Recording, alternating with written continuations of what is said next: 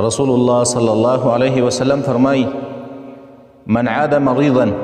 څوک چې یو بیمار تپوس ته لاړې او داسې بیمار دی چې لم يحضره اجله دی بیمار ته الله پاک د دې بیمارۍ نه مرګ نه دی لیکلی په تقدیر کې او فقال عنده 7 مرار دا سړی دی بیمار باندې وزل دا دم واچوي چې اسأل الله العظیم رب العرش العظیم ان یشفیک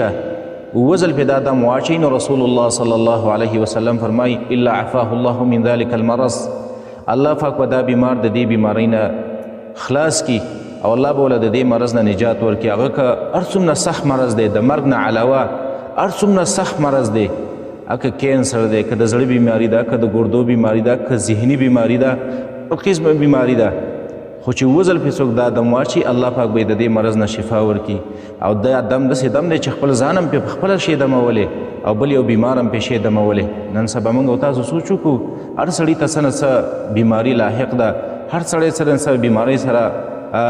مخامخ دی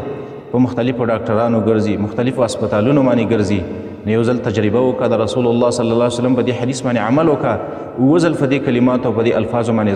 ځان دم که بیا ته ګوره ځان ته چې الله تعالی شفا درکوي که